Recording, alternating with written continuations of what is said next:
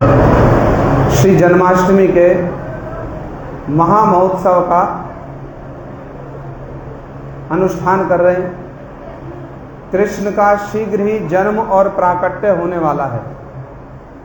कुछ क्षण के लिए कृष्ण के जन्म के और कृष्ण के प्राकट्य के रहस्य को, जिसको श्री गुरुदेव भक्ति वेदांत नारायण गोस्वामी महाराज जी श्रवण कराया करते थे, थोड़ा सा कुछ विचारों को श्रवण करके हम लोग अपने मन को प्रस्तुत कर लें कृष्ण के आविर्भाव और जन्म के उपलक्ष्य में। सबसे पहले तो एक बात को समझिए, हमारे परम गुरुदेव श्रील भक्ति प्रज्ञान केशव गोस्वामी महाराज जी वो ये विचार बतलाते हैं कि जन्माष्टमी का पर्व इतना महत्वपूर्ण है कि आचार्य शंकर, जिन्होंने भगवान के स्वरूप को ही नहीं माना, जिन्होंने भगवान को निराकार सिद्ध करने की भरपूर चेष्टा की, ऐसे आचार्य शंकर भी जन्माष्टमी के पर्व का उल्लंघन करने का साहस नहीं कर सके। इतना ये जन्माष्टमी के पर्व का इतना गुरुत्व है।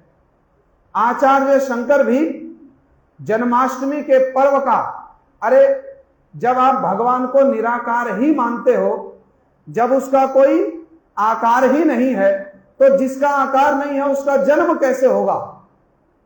यही विचार आया। तो उन लोगों के अनुसार जो निराकारवादी हैं वो तो भगवान के स्वरूप को नहीं मानते, तो जिनका स्वरूप ही नहीं है फिर उनका जन्म कैसे होगा? उनका तो जन्म भी नहीं हो सकता। किंतु आचार्य शंकर भी भगवान कृष्ण के जन्म के इस पर्व का उल्लंघन करने का साहस नहीं कर सके। वहां पर भी भगवान कृष्ण के जन्म का पर्व बड़ी धूमधाम से मनाया जाता है। बात और है कि उनका विचार संपूर्ण रूप में भ्रांत विचार है। किंतु परम गुरु महाराज जी यहां ये बात बतलाते हैं, ये तो हुई निराकारवादियों की बात, किंतु जो साकारवादी हैं हम लोग, ऐसे साकारवादी लोगों में भी प्राय ही अधिकांश संख्या है उन लोगों की जो ये मानते हैं कि कृष्ण का जन्म कहां हुआ? मथुरा में हुआ।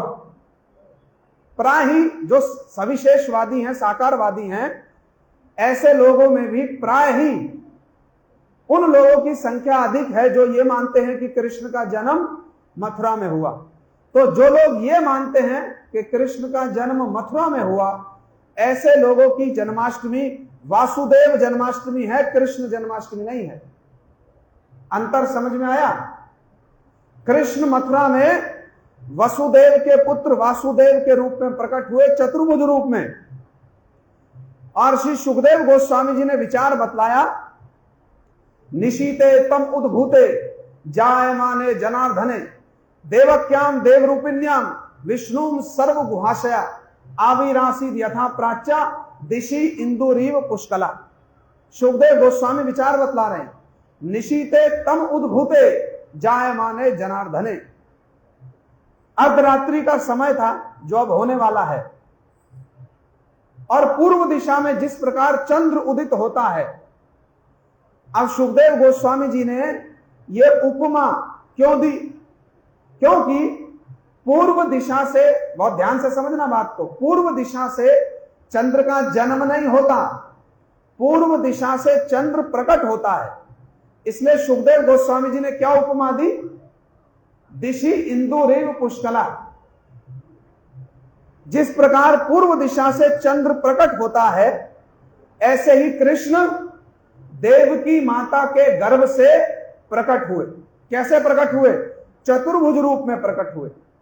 तो जो लोग ये मानते हैं कि कृष्ण का मथुरा में जन्म हुआ, उनकी जन्माष्टमी वासुदेव जन्माष्टमी है।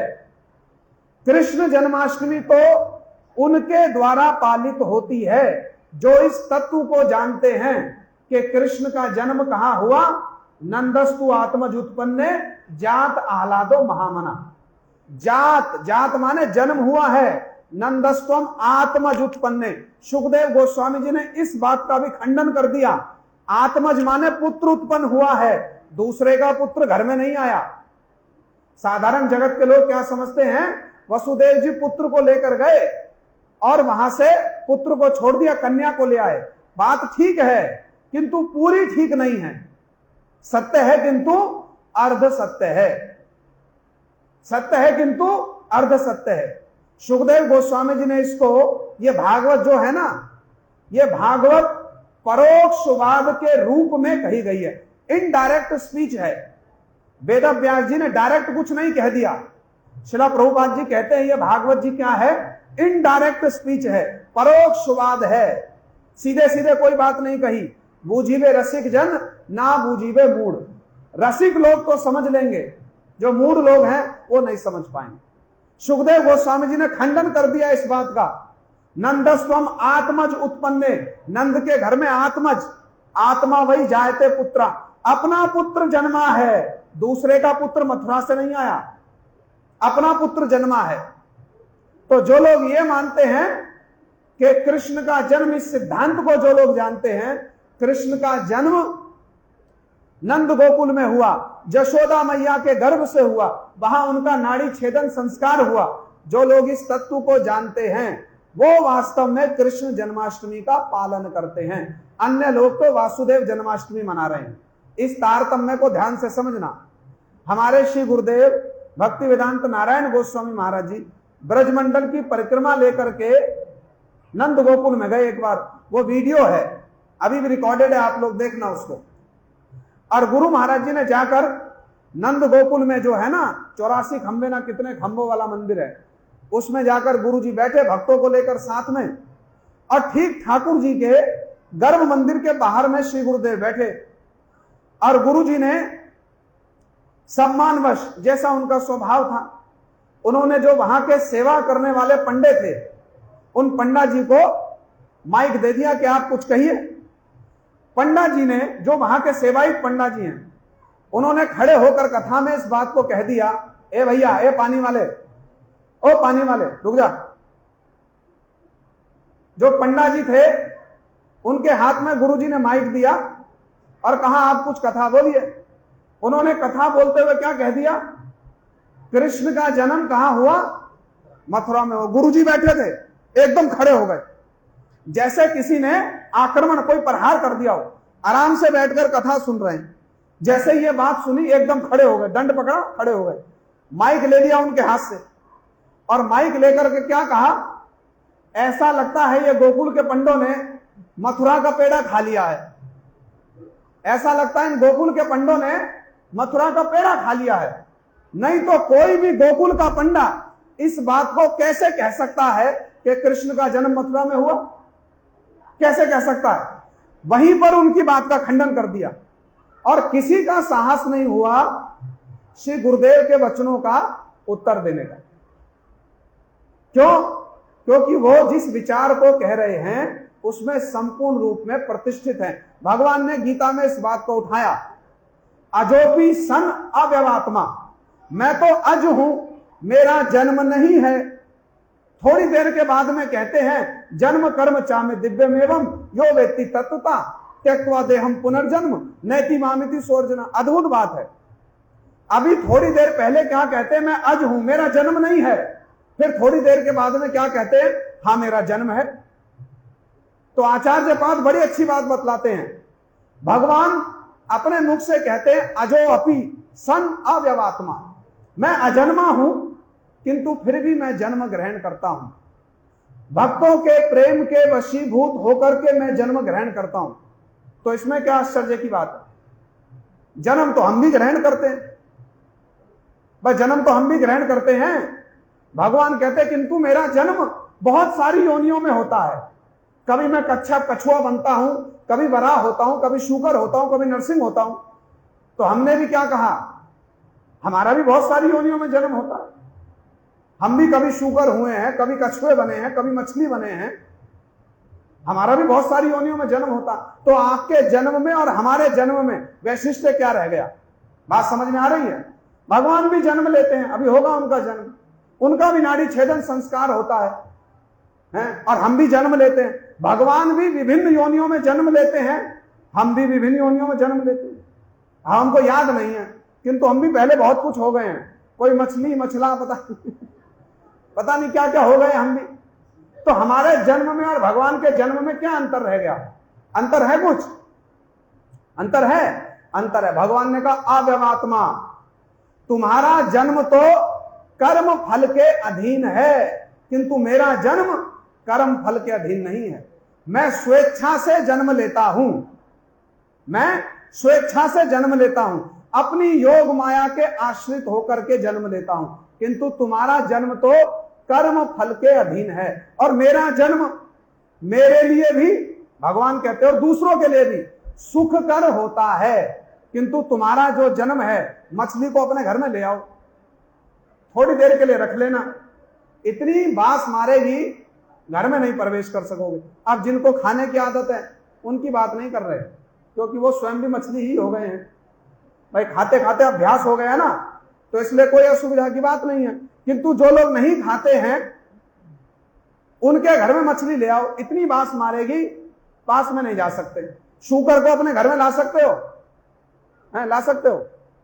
किंतु भगवान जब शूकर के रूप में आते हैं उनकी पूजा होती है, भगवान जब मछली का रूप धारण करते हैं उनकी पूजा होती है कि नहीं होती? क्यों? भगवान का जो रूप है, भगवान का जो जन्म है, अव्यवात्मा, कर्म फल के अधीन नहीं है। भगवान किसी भी योनि में जन्म ले, अपने लिए भी सुख कर है, दूसरों के लिए भी सुख कर है। भगवान ने अपने जन्म का सिद्धांत बतला दिया और फिर ये कहा, जन्म कर्म चामे दिव्यम एवं, निश्चित रूप से ये जान लो, मेरे जन्म कर्म के रहस्य को जो समझ लेगा उसका नैति माम इति सो अर्जुना, वो मुझको प्राप्त कर लेगा, वो मुझको प्राप्त कर लेगा। भगवान ने गीता में कहा, मैं जन्म क्यों लेता हूं, मेरा अवतार क्यों होता है? परित्राणाय साधूनाम विनाशाय च दुष्कृताम धर्म संस्थापनार्थाय संभवामि जुगे युगे। आचार्य पाद ने फिर प्रश्न उठाया, परित्राणाय साधूनाम, भगवान कहते मैं साधुओं का परित्राण करने के लिए जन्म लेता हूं। साधुओं को तो कष्ट ही नहीं होता, परित्राण किसका करोगे? प्रहलाद महाराज जी को कष्ट हुआ? हिरण्यकशिपु ने इतना कष्ट दिया प्रहलाद महाराज जी को, एक बार भी प्रहलाद महाराज जी ने अपने मुख से कहा प्रभु मेरा परित्राण करो, मैं बहुत दुखी हो गया हूं? कहा? हरिदास ठाकुर जी को 22 बाजारों में पीटा गया, हरिदास ठाकुर ने एक बार भी कहा भाई बचाओ हमको, क्या हो रहा हमारे साथ में? ये कहा एक बार भी? तो भक्तों को तो कष्ट ही नहीं होता। प्रहलाद महाराज जी के विषय में तो यह वर्णन आया, जब हिरण्यकशिपु ने ऑर्डर दिया इस प्रहलाद का वध कर दो, सारे दैत्य दानव प्रहलाद महाराज जी को शूल मार रहे हैं और नाना प्रकार की तलवार, नाना प्रकार के अस्त्रों से आक्रमण कर रहे हैं, किंतु प्रहलाद महाराज जी तो गोविंद परिरंभिता, भगवान ने उनका आलिंगन कर रखा है, प्रहलाद जी को तो कोई कष्ट नहीं हुआ। तो साधुओं को तो कोई कष्ट ही अनुभव नहीं होता। क्यों? जब साधन भक्ति आरंभ होती है, 2 पत्ते आते हैं, यह भक्ति रूपी लता, जब साधन भक्ति आरंभ होती है इसमें 2 पत्ते आते हैं। कौन कौन से? कलेश अग्नि और शुभदा। जब साधन की दशा में ही कलेश अग्नि, कलेश नहीं रहता तो फिर भक्तों को कलेश होगा कहां? भाव भक्ति प्रेम भक्ति की तो बात कही जाए, क्या कहा जाए? तो फिर कौन से साधुओं का परित्राण करने के लिए भगवान आते हैं? भगवान के कहने का भाव है, जो साधु लोग, जो मेरे भक्त लोग मेरे विरह में व्याकुल रहते हैं, मेरा दर्शन करने के लिए बड़े लालायित हैं, जिनसे मेरा विरह सहन नहीं हो रहा है, मैं तो वास्तव में उनको उनके विरह से परित्राण देने के लिए ही प्रकट होता हूं। बाकी असुरों को मारना, साधुओं की रक्षा करना, यह तो बहुत सामान्य सी बात है। कविराज गोस्वामी जी ने सिद्धांत बतलाया चैतन्य चरितामृत में, आनुषंग कर्म एई असुर मारण, जे लागी अवतार कहीं से मूल कारण। असुरों का वध करना यह तो आनुषंग कारण है, गौण बात है, यह मेन रीजन नहीं है भगवान के प्रकट होने का। जे लागी अवतार कहीं से मूल कारण, जिस मूल कारण से भगवान अवतार ग्रहण करते हैं, कविराज गोस्वामी कहते हैं मैं उसको बतलाता हूं, उसको सुनो ध्यान से। वो क्या है? प्रेम रस निर्यास करिते आस्वादन, राग मार्ग भक्ति लोके करिते प्रचारण, रसिक शेखर श्री कृष्ण परम करुण, ए दुई हेतु हईते इच्छारोद्गम। राग मार्ग भक्ति लोके करिते प्रचारण, यह भी मूल नहीं है। मूल क्या है? प्रेम रस निर्यास करीते आस्वादन। निर्यास होता है सार स्वरूप, एसेंस, एसेंस का भी एसेंस। उस प्रेम रस निर्यास का आस्वादन करने के लिए भगवान प्रकट होते हैं। हम लोगों ने प्रातःकाल भी इस पर बड़ी चर्चा की, बड़ी चर्चा, और इस चर्चा को बहुत ध्यान से सुनने और समझने की आवश्यकता है। देखो, अभी प्रभु जी ने एक प्रसंग उठाया, हम लोगों ने प्रातःकाल उस पर दीर्घ चर्चा की थी। श्री गुरुदेव बतलाया करते थे, आज कृष्ण की जन्माष्टमी है, कृष्ण आज जन्म लेंगे, किंतु एक रहस्य को, एक सिद्धांत को बड़ी ध्यान से समझने की चेष्टा करो। हालांकि कठिन है, क्योंकि ध्यान तो कहीं और जा रहा है। हम भी समझ रहे हैं कि ध्यान कहां जा रहा है, किंतु फिर भी अम्मा हंस रही है, अम्मा को भी रहस्य पता है, अम्मा भी जानते ध्यान कहां जा रहा है। बस बहुत हो गया। किंतु देखो, शिला प्रभुपाद भक्ति सिद्धांत सरस्वती गोस्वामी ठाकुर एक अच्छी बात बतलाऊं आपको। जन्माष्टमी का उत्सव हुआ, बड़ा विराट उत्सव हुआ, प्रभुपाद जी ने कथा सुनाई। कथा के अंत में शिला प्रभुपाद जी ने एक बात कही, इसको ध्यान देकर सुनना। शिला प्रभुपाद कहते, गौड़िया मठ में इतना विराट उत्सव करने की आवश्यकता क्या है? ये गौड़िया मठ है, अब हमारे गौड़िया मठ में इतना विराट उत्सव है। गुरु महाराज जी कथा में 2-4 दिन पहले कह रहे थे, 5 करोड़ रुपए का बजट बनाया, इतने रुपए की लाइट लगाई, इतना सब कुछ किया, किंतु यदि उसमें भावना नहीं है तो फिर वो जन्माष्टमी जन्माष्टमी नहीं है। गुरु महाराज जी तो कह रहे हैं, किंतु फिर गुरु महाराज जी स्वयं भी कराते थे, और अभी श्री गुरुदेव के अनुगत लोग, जो भक्त लोग हैं, हम लोग भी करते हैं। अब इसके बीच का सामंजस्य क्या है? उस सामंजस्य को समझो। शिला प्रभुपाद भक्ति सिद्धांत सरस्वती ठाकुर जी ने, और ये रिटर्न है, प्रिंटेड है, आप लोग पढ़ सकते हो, हम अभी दे सकते हैं, पढ़ना चाहो तो, हमारे पास में अभी संग्रह किया हुआ है। शिला प्रभुपाद जी कहते, गौड़िया मठ के लोग इतना विराट अनुष्ठान क्यों करते हैं? ये तो एकांतिक भक्त हैं, आराम से बैठे एक भजन कुटी में, कृष्ण की कथा करें, कृष्ण की कथा सुने, किंतु ये विराट आयोजन करने की आवश्यकता क्या है? शिला प्रभुपाद कहते, जो लोग धूमधाम प्रिय हैं समझ में आई बात? जो लोग क्या हैं? धूमधाम प्रिय हैं। क्या है जगदीश जी? धूमधाम प्रिय हैं।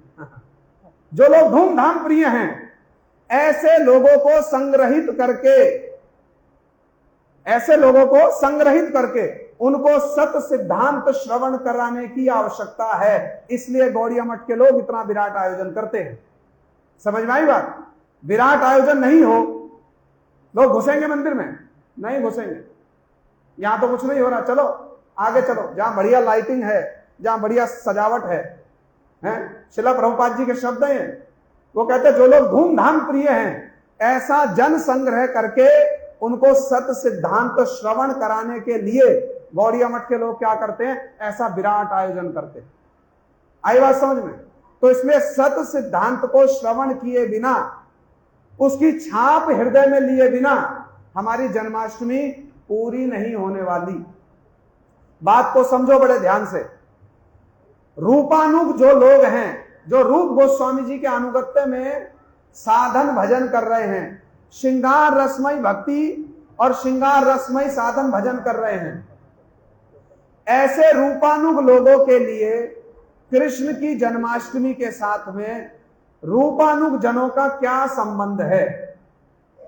कृष्ण की जन्माष्टमी के साथ में रूपानुग जनों का क्या संबंध है? बात समझ में आ रही है? प्रसंग समझ में आ रहा है? राधा जी की गोद में कृष्ण को दे दो, छोटे से शिशु कृष्ण को। ललिता जी की गोद में, रूपरती मंजरी की गोद में छोटे से कृष्ण को दे दो, क्या करेंगी? उनका क्या करेंगे? ये तो जशोदा मैया की प्रॉपर्टी है, उनको दो, और क्या करेंगे? बात समझ में आ रही है? आ रही कि नहीं आ रही है? अरे कुछ उत्तर दोगे तो हमको पता चलेगा बात समझ में आ रही है। आ रही कि नहीं आ रही? तो जल्दी सी, हाँ जोर से बोला करो। राधा जी की गोद में छोटे से कृष्ण को दे दो, 1 दिन के, 2 दिन के, 6 महीने के। क्या करेंगी राधा जी उन कृष्ण का? क्रीड़ा करेंगी उनके साथ में? कोई लीला होगी उनके साथ में? नहीं हो सकती, क्योंकि रसाभास हो जाएगा। क्या हो जाएगा? रसाभास हो जाएगा। तो जो रूपानुग हैं उनका इस जन्माष्टमी के साथ में क्या संबंध है, इसको समझो। आज कृष्ण का मथुरा में आविर्भाव है और नंद गोकुल में उनका जन्म है। ये दो घटनाएं एक साथ में हुई हैं, एक साथ में। एक और कृष्ण मथुरा में चतुर्भुज रूप में देवकी वसुदेव के सामने प्रकट हुए। कैसे प्रकट हुए? चतुर्भुज रूप में, किशोर आयु। वसुदेव जी ने 10 श्लोकों में कृष्ण की स्तुति की, देवकी माता ने 8 श्लोकों में कृष्ण की स्तुति की, और स्तुति करके कृष्ण से यह प्रार्थना की, उपसंहर विश्व आत्मनंदो, हे भगवान विदितो असि भवान, मैं आपको जान गया, मैं आपको जान गई। देवकी और वसुदेव दोनों कह रहे हैं हम आपको जान गए। आप क्या हो? आप परम पुरुष हो, इस सृष्टि के रचयिता हो, सबके कारण आदि आप हमारे सामने पुत्र के रूप में प्रकट हुए हो।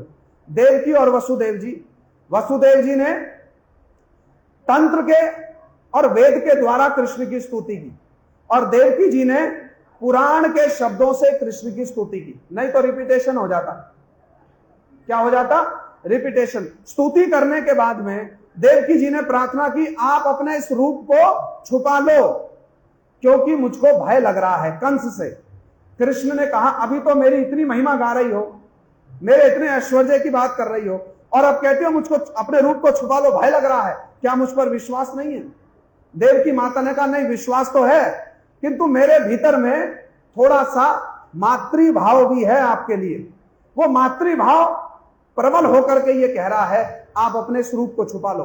भगवान ने रूप को छुपाने से पहले देवकी और वसुदेव जी को उनके पूर्व जन्म की बातें कही। आप ध्यान से समझना, देवकी और वसुदेव को उनके पूर्व जन्म की बातें कही। भाई, आपने तपस्या की थी मुझको पुत्र के रूप में प्राप्त करने के लिए, और आपकी तपस्या से प्रसन्न होकर पृश्नी और सुतपा थे आप, कथा आप लोग जानते होंगे। मैं पृश्नी गर्भ होकर के जन्मा, फिर अदिति कश्यप, मैं वामन होकर के जन्मा।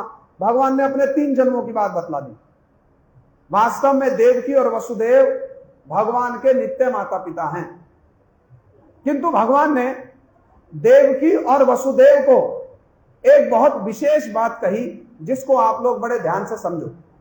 मथुरा में कृष्ण का प्राकट्य, नंद गोकुल में कृष्ण का जन्म, इन दोनों के भीतर में अंतर क्या है? भगवान ने देवकी और वसुदेव को उनकी तपस्या के विषय में बतलाया।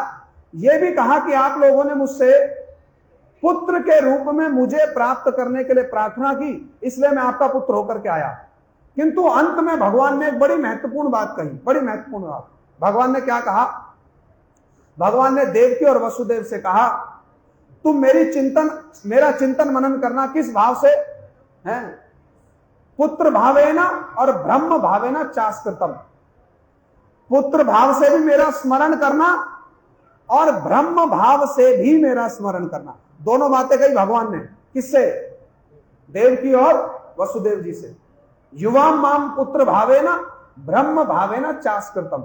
युवाम माम, मैं तुम्हारा पुत्र तो हूं, किंतु साथ साथ में यह मत भूलना कि मैं भगवान हूं। भगवान ने अपने मुख से कहा देवकी और वसुदेव को, युवा माम पुत्र भावेना ब्रह्म भावेना चास्कृतम। पुत्र के रूप में भी मेरा स्मरण करो और भगवान के रूप में भी मेरा स्मरण करो।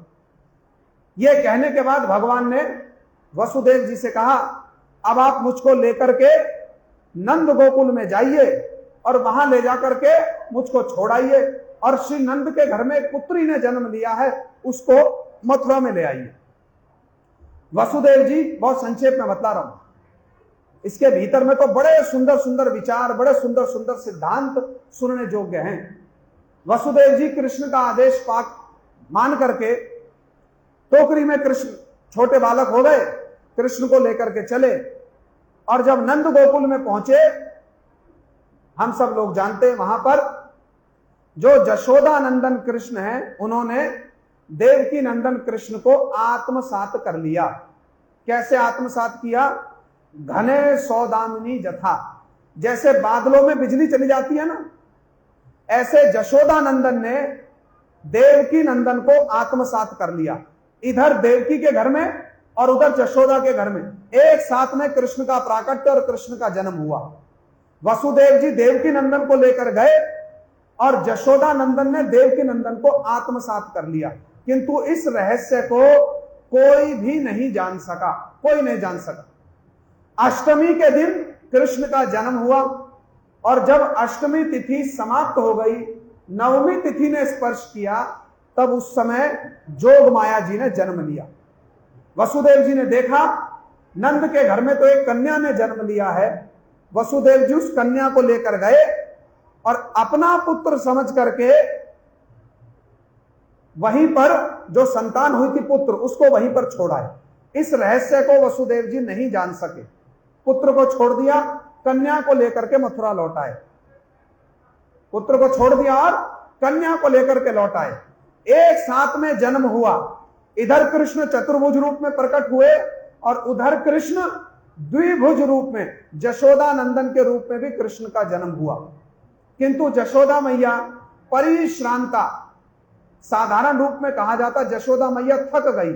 जब माताओं को प्रसव होता है बड़ी पीड़ा होती है, किंतु श्री कवि करणपुर जी ने, श्री जीव गोस्वामी जी ने यह विचार बतलाया, अरे भैया नंदस्तम आत्मज उत्पन्न जात आलादो महामना, जहां साक्षात आनंद ही जन्म ले रहा है वहां भला जशोदा मैया को कोई कष्ट हो सकता है?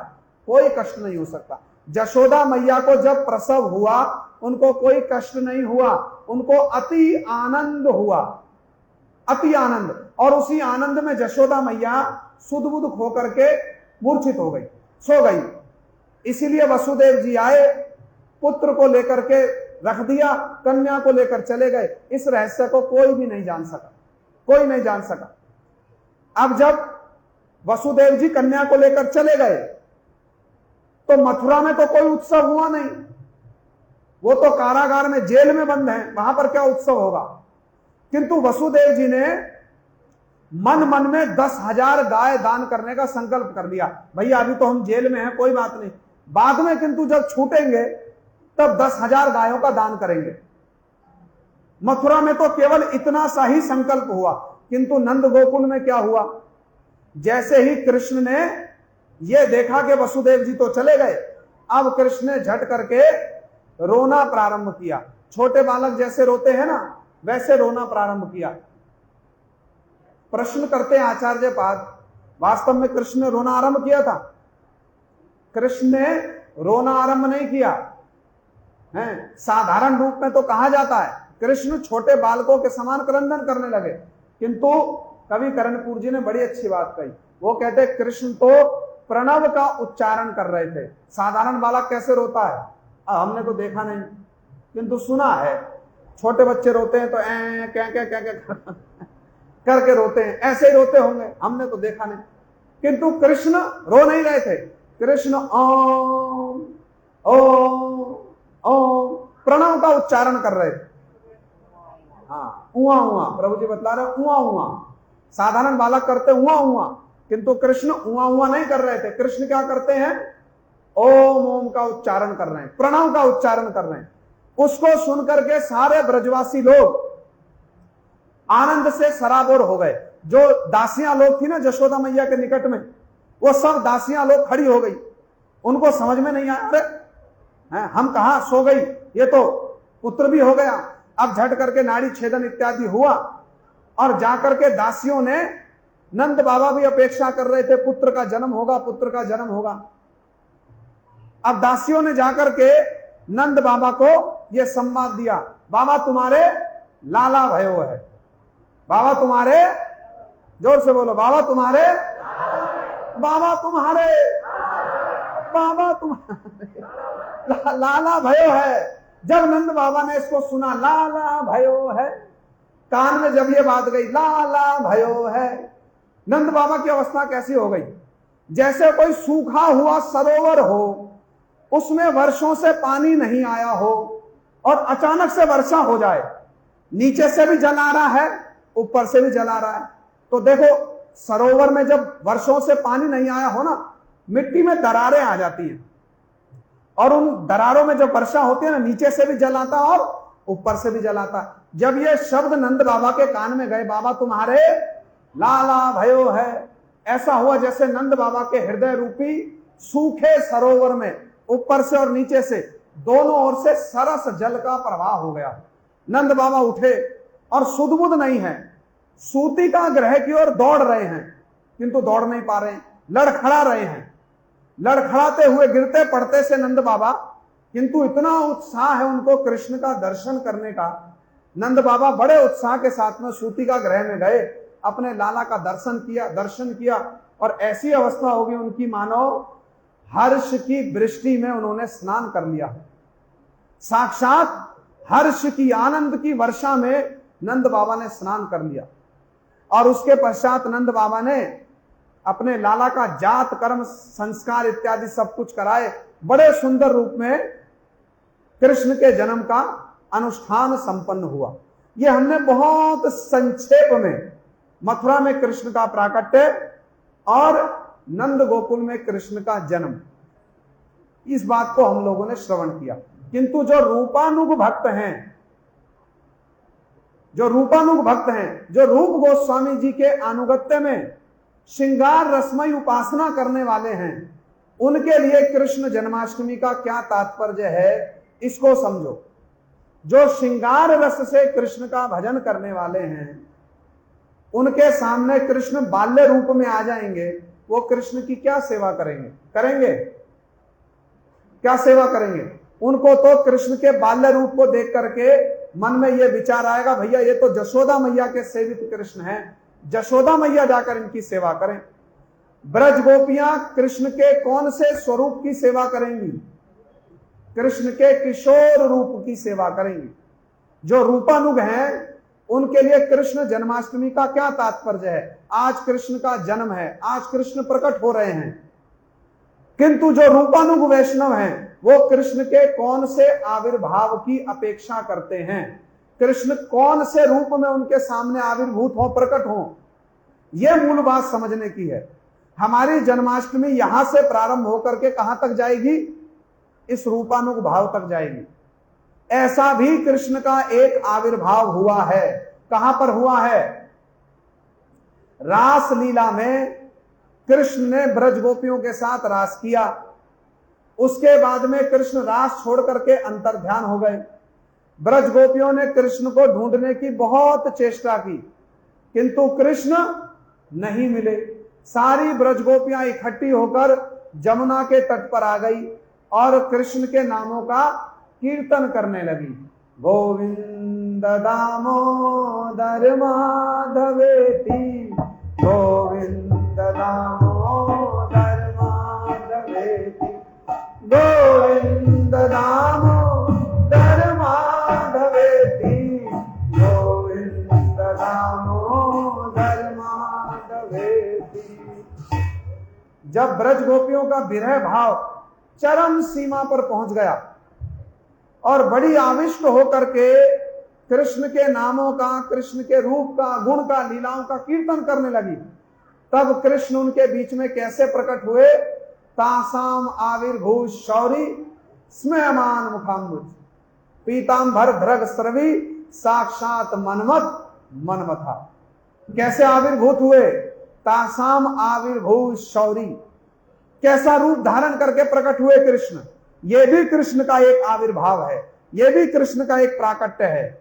तो जो श्रृंगार रस से ब्रज गोपियों के अनुगत्य में, रूप गोस्वामी रूप मंजरी के अनुगत्य में कृष्ण का भजन करते हैं, वो कृष्ण के कौन से आविर्भाव की अपेक्षा करते हैं? कृष्ण ऐसे किशोर रूप में साक्षात मनमत कामदेव के, कोटि कोटि कामदेव के मन को भी मत देने वाले रूप में कृष्ण हमारे सामने प्रकट हो, ये रूपानुग वैष्णवों के मन का भाव होता है। आई बात समझ में? ये रूपानुग वैष्णवों की कृष्ण जन्माष्टमी है। हम लोग जैसे गुरु महाराज जी कहा करते थे ना, लड्डू गोपाल की सेवा करते हैं, अच्छी बात है, करनी चाहिए। किंतु लड्डू गोपाल की सेवा करते करते यदि हमारा वात्सल्य भाव ही पुष्ट हो गया है, तब फिर क्या होगा? यदि वात्सल्य भाव पुष्ट हुआ, फिर हम रूपानुग हुए हैं। रूपानुग होने का अर्थ है एकमात्र श्रृंगार रस में कृष्ण की सेवा। वात्सल्य भाव में, सख्य भाव में रूपानुग नहीं हुआ जाता। रूपानुग होने का अर्थ है एकमात्र श्रृंगार रस में कृष्ण की सेवा। तो जो रूपानुग है वो कृष्ण के बाल्य रूप को लेकर के क्या करेंगे, क्या सेवा करेंगे, उसकी क्या सेवा करेंगे? समझ में आ रही बात? जो रूपानुग है आज के दिन बड़े आनंदित होंगे। ऐसा नहीं कि इस उत्सव की उपेक्षा कर देंगे। हमने प्रातः काल में बतलाया, श्री चैतन्य महाप्रभु जी ने रघुपति उपाध्याय जी से पूछा, कृष्ण लीला का कोई श्लोक पढ़ो। रघुपति उपाध्याय जी ने क्या पढ़ा? सबसे पहले पढ़ा है, क्या पढ़ा? स्मृति मितरे श्रुति मितरे स्मृति में परे भारत मन्ने भजंतु भव भीताम अहम हम नंदम वंदे यस्यालिंदे परम ब्रह्म। सबसे पहले रघुपति उपाध्याय जी ने यह श्लोक पढ़ा। क्या पढ़ा? अरे मैं तो नंद बाबा की वंदना करता हूं। कुछ लोग संसार के भय से भयभीत होकर श्रुतियों का भजन करते हैं, कुछ लोग स्मृतियों का भजन करते हैं, करते रहे। हम तो नंद बाबा का भजन करते हैं, जिनके आंगन में कृष्ण पर ब्रह्म जो वो घुटने घुटने लीला करते हैं। इस श्लोक में वात्सल्य रस का वर्णन है। बात को समझना यदि समझ में आए। इस श्लोक में वात्सल्य रस का वर्णन है। इस बात को सुनकर के महाप्रभु ने क्या कहा? है बेकार की बात। ऐसा कहा? क्या कहा? अरे बहुत अच्छी बात, मन प्रसन्न कर दिया, किंतु इसके भी आगे कुछ है तो कहो, इसके भी आगे कुछ है वो भी कहो। तब रघुपति उपाध्याय जी ने, महाप्रभु ने उनसे स्वयं पूछा, अरे रघुपति, कृष्ण के कौन से स्वरूप को श्रेष्ठ मानते हो?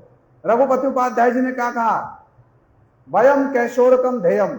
अरे प्रभु, कृष्ण के तो सारे रूप ही बड़े मधुर हैं, किंतु कृष्ण का जो 16 वर्ष का कैशोर रूप है ना, मैं तो उसका ही ध्यान करता हूं। महाप्रभु ने उठकर आलिंगन कर लिया। ये कही तुमने हमारे मन की बात। पहली वाली बात भी अच्छी थी, किंतु ये क्या है? ये हमारे मन की बात है। फिर पूछा महाप्रभु ने, अरे कैशोर रूप को तो श्रेष्ठ मानते हो, रस कौन सा श्रेष्ठ मानते हो? सख्य रस, वात्सल्य रस या मधुर रस? रघुपति उपाध्याय जी ने क्या उत्तर दिया? आद्य एव परोरसा। भगवान, श्रृंगार रस ही सर्वश्रेष्ठ है। महाप्रभु ने गाढ़ आलिंगन कर लिया, और गाढ़ आलिंगन करके महाप्रभु ने स्वयं श्लोक का उच्चारण किया। क्या श्लोक है? जिन्होंने वास्तव में श्री गुरुदेव की कथाओं को सुना है, उनके भावों को कुछ समझा है, उनके लिए ये सब सिद्धांत है। ये सब सिद्धांत उनके लिए हैं। महाप्रभु जी ने क्या श्लोक कहा है? क्या श्लोक कहा? प्रातः काल में बतलाया था हमने, स्मरण है? क्या बतलाया महाप्रभु ने? अच्छा श्लोक छोड़ दो, भाव ही बतला दो। क्या कहा था? भाव ही बतला दो। अरे तुम तो फिर कृष्ण की जन्माष्टमी का क्या तात्पर्य है हमारे लिए? ना बैठे ऊँग रहे हैं, कुछ तो यूं है, यूं हो रहे, बड़े बलपूर्वक आंखें खोलनी पड़ रही हैं। क्या कह रहे हो? कुछ कहा है इन्होंने? क्या कहा है? ऐसी अवस्था, ऊँग रहे हैं, ऐसे बैठे हैं, ऐसे बैठे हैं, 10 बार इधर हो रहे हैं, 10 बार उधर हो रहे हैं, ऐसी अवस्था हो रही है। कुछ मन मन में सोच रहे, भगवान को 12 बजे ही प्रकट होना था, दिन के हो जाते, रात के 12 बजे ही आएंगे। ये त्रिभंग टेढ़े हैं, इनका कोई काम सीधा नहीं है, कोई काम सीधा नहीं। आए तो रात के 12 बजे आए। आधी रात को वसुदेव जी से कह रहे हमको वहां छोड़ करके आओ। सुबह कह देते भाई, सुबह कह देते। आधी रात को कह रहे भाई साहब हमको वहां छोड़ करके आओ ब्रज में। अच्छी बात है ये। एक काम कृष्ण का बता दो, सीधा हो। पहले तो आधी रात को प्रकट हुए, इतनी जोर से बारिश हो रही है, फिर आधी रात में कोई अपने पिताजी को ये कहे भाई मुझको तो अभी छोड़ करके आओ वहां पर। भाई साहब सुबह चले जाते। साधारण आदमी से भी कहो कि भाई रात को कहीं जाना, वो क्या कहेगा? अरे सुबह चले जाना। किंतु कृष्ण क्या कह रहे ना, मुझको अभी छोड़ करके आओ। अरे थोड़ी देर के लिए पहरेदारों को और सुना देते। सुना सकते थे कि नहीं सुना सकते? कुछ भी कर सकते। भगवान तो कर तुम अन्यथा कर तुम, कुछ भी कर दे ना। मैं तो रात को ही जाऊंगा, मैं तो रात को ही जाऊंगा, मुझको तो अभी छोड़ करके आओ। कृष्ण का कोई काम सीधा है कि नहीं है?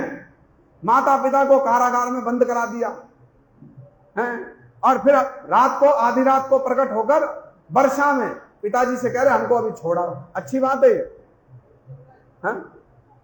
क्या? वो भी जमुना जी क्रॉस करके, देखो जगदीशपुर कोई नाव की व्यवस्था कर देते कुछ ना, भाई साहब को रात को ही जाना है, हमको तो अभी छोड़ कर आओ।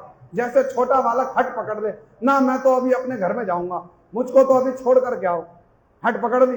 कोई काम ठीक है उनका? कोई काम सीधा है? कोई काम सीधा नहीं। स्वयं भी कृष्ण टेढ़े हैं, उनके सारे काम टेढ़े। किंतु यदि उनके काम सीधे हो जाते, यदि उनके काम सीधे हो जाते, तब फिर उनकी गणना सारे अवतारों की जैसी हो जाती। इसलिए कृष्ण ने क्या किया, अपनी एक यूनिक पोजीशन बना करके रखी है, भैया हम जो करेंगे दूसरों से कुछ अलग करेंगे। आ रही बात समझ में? तो इसलिए कृष्ण लीला भी बड़ी वैचित्र्यमयी है, कृष्ण स्वरूप भी बड़ा वैचित्रमय है। हम लोग बतला रहे थे, अब प्रसंग से इधर उधर ना जाना। क्या बतलाया हमने? महाप्रभु जी ने रघुपति उपाध्याय जी से पूछा, कृष्ण के कौन से स्वरूप को श्रेष्ठ मानते हो? उन्होंने क्या उत्तर दिया? कैशोर स्वरूप को। कौन से रस को श्रेष्ठ मानते हो? क्या उत्तर दिया? श्रृंगार रस को।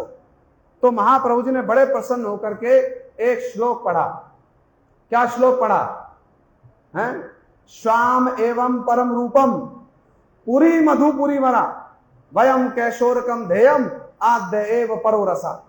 अरे भैया, श्याम एवं परम रूपम, कृष्ण के तो सारे रूप ही बड़े श्रेष्ठ हैं, किंतु उनका जो 16 वर्ष का कैशोर स्वरूप है वो क्या है? सर्वोत्तम है। वयम कैशोरकम ध्येयम श्याम एवं परम रूपम पुरी मधुपुरी वरा। और ये जो कृष्ण का ब्रज धाम है ना, ये सर्वोत्तम है। मथुरा, और मथुरा में भी नंद गोकुल, ये सर्वश्रेष्ठ है। पुरी मधुपुरी वरा वयम कैशोरकम ध्येयम। और कृष्ण के किसी स्वरूप का भजन करना है तो कौन से स्वरूप का करो? श्रृंगार रस में कैशोर स्वरूप का करो। और आद्य एव परो रसा, जो श्रृंगार रस है ना, उस रस से जैसा ब्रजगोपियों ने किया, ये महाप्रभु का मनोभिष्ट है। आराध्यो भगवान ब्रजेश तनया तद्धाम वृंदावनम रम्या काज उपासना ब्रजवधूरगेणया कल्पिता। जैसे ब्रजगोपियों ने कृष्ण का भजन किया, ऐसे कृष्ण का भजन ही सर्वोत्तम भजन है। तो यदि ये कृष्ण का सर्वोत्तम भजन है, तो रूपानुग वैष्णवों के लिए कृष्ण का कौन सा आविर्भाव अभिप्रेत है? वो कौन से आविर्भाव से सर्वाधिक संतुष्ट होंगे? जो कृष्ण का आविर्भाव रास लीला में ब्रजगोपियों के सामने हुआ। आई बात समझ में? इसका अर्थ ये नहीं है आज हम कृष्ण के जन्म आविर्भाव से प्रसन्न नहीं है, नहीं प्रसन्न है, बहुत प्रसन्न है। किंतु हमारी लालसा क्या है? हमारी लालसा क्या है? लालसा ये है कि प्रभु हमको आपके उस कैशोर रूप का, उस कैशोर मूर्ति का, जिसकी सेवा श्रीमती राधिका, श्री रूप रति मंजरी, ललिता विशाखा करती हैं, हमारे सामने आपका वो रूप प्रकट हो, उस रूप का आविर्भाव हो, ये हमारे मन का अभिष्ट है। ये रूपानुग जनों की जन्माष्टमी का मूल तात्पर्य है। हम लोग इस भाव की उपलब्धि के लिए कृष्ण की जन्माष्टमी का अनुसरण करेंगे। देवकी वसुदेव, मैया जशोदा, नंद बाबा, इनके भावों को भी समझेंगे, श्रवण करेंगे, किंतु मन की लालसा क्या रहेगी? कृष्ण का कैशोर रूप में हमारे सामने आविर्भाव हो। गौर प्रेमानंदे हरि हरि बोल। अब उपसंहार में प्रभु जी हम लोगों को कुछ कथा श्रवण करा देंगे। हरे कृष्ण।